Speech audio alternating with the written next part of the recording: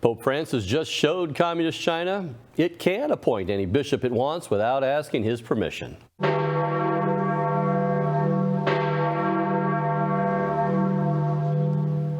Join us with the latest from the Eternal City, Church Militant Rome correspondent, Dr. Jules Gomes.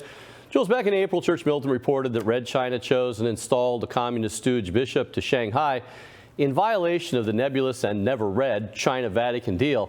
Now what has happened? Brad, on Saturday, Pope Francis engaged in one of the biggest face-saving gestures of the pontificate. He basically kowtowed to China and rubber-stamped the appointment of a communist bishop made by the Chinese Communist Party.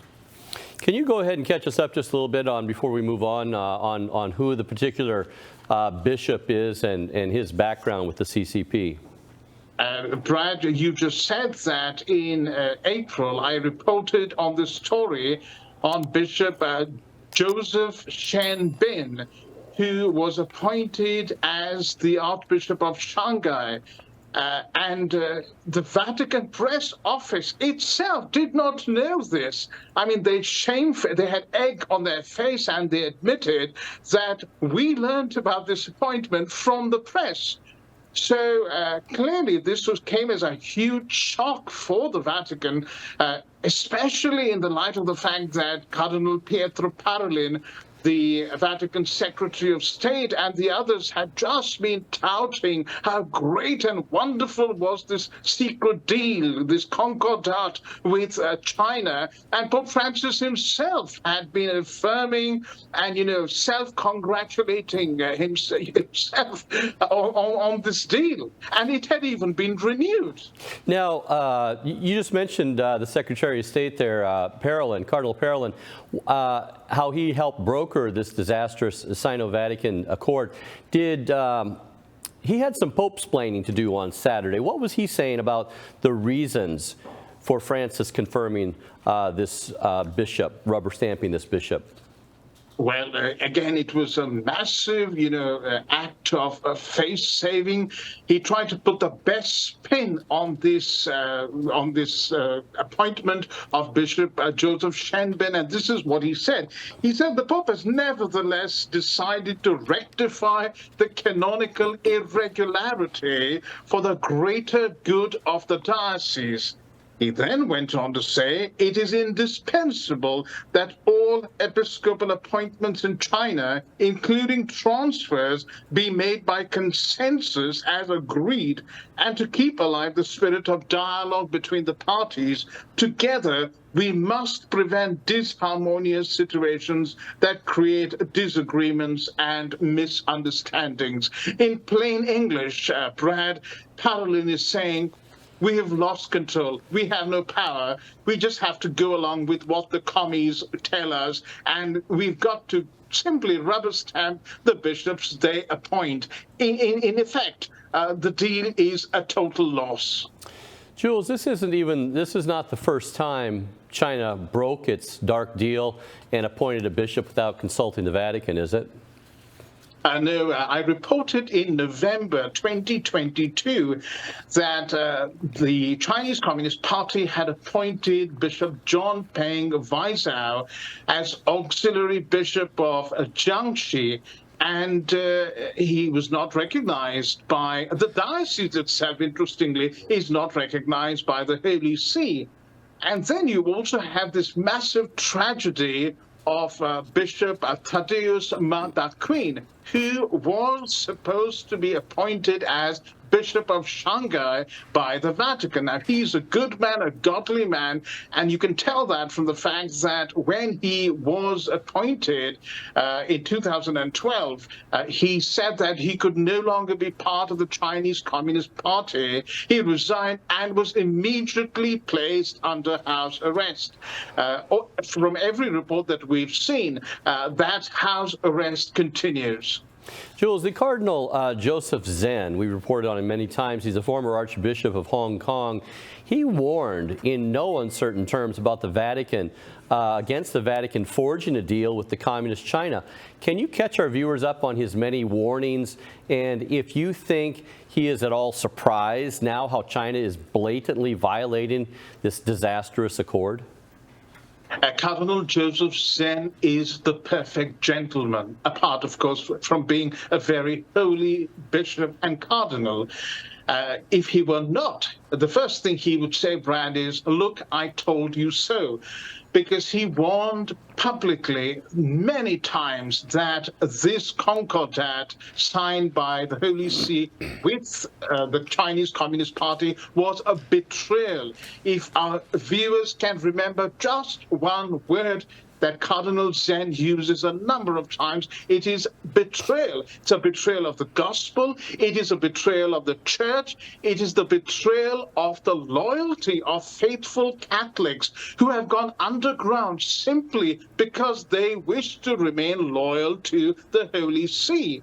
And as Cardinal Zen said, now the Holy See is forcing them to come overground and to embrace the Sinicization of Catholicism and Christianity, which, by the way, is something that Joseph Chen-bin, the new Bishop of Shanghai, unashamedly, unapologetically said he would endorse and promote when the commies made him, the Bishop of Shanghai. Well, being sold out, it's really a double-edged sword, getting hit by communist China and not being able to be looking to that source of unity, the Patron office here.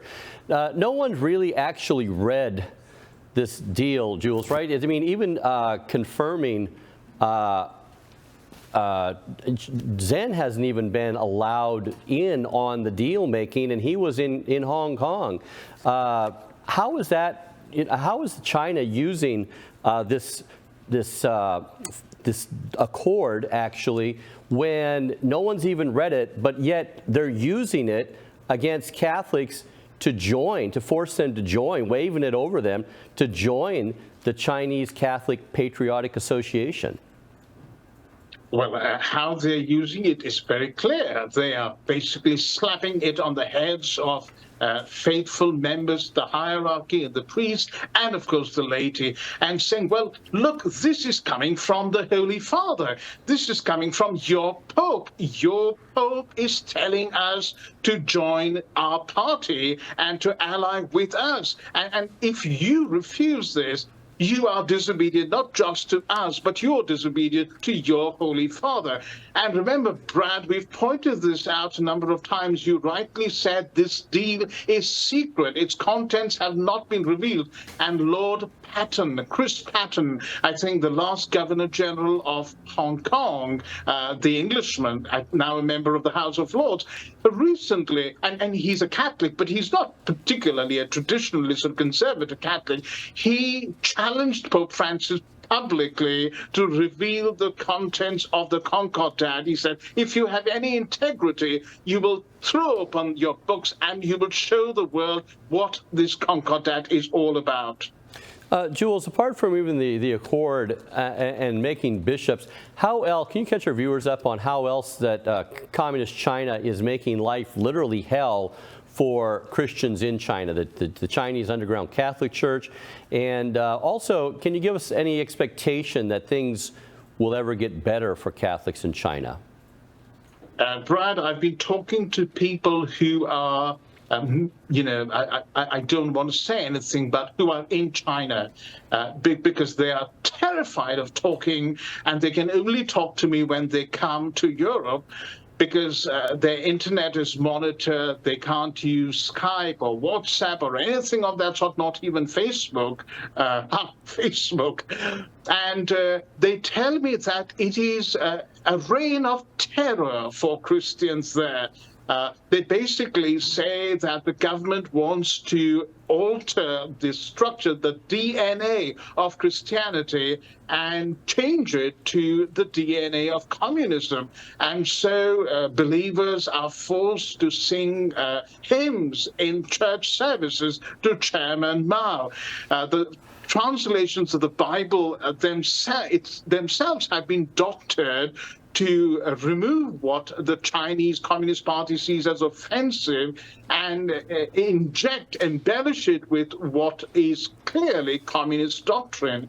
Obviously, anybody who dares to evangelize is thrown in the lockup, and police come in and bulldoze churches, demolish crosses, stamp out house churches, groups of faithful Christians who've gone underground. There is no freedom of worship.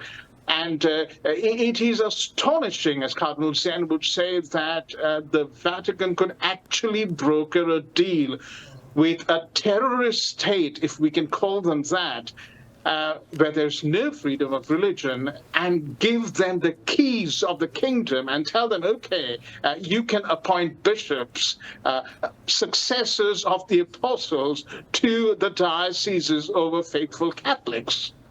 Yeah, it's amazing. That was something Benedict himself balked at very strongly. China turned red in 1949. In 1955, the CCP arrested the former Bishop of Shanghai, Cardinal Ignatius Kung. Under arrest, Kung spent more than 30 years silently witnessing to the fact that where there is Peter, there is the church. He eventually was released at the age of 98 and died in America on March 12, 2000. I was honored to be present at his funeral in Stamford, Connecticut. Cardinal Kung, pray for us. Jules, thank you so much for your report and insightful analysis. Thank you, Brad.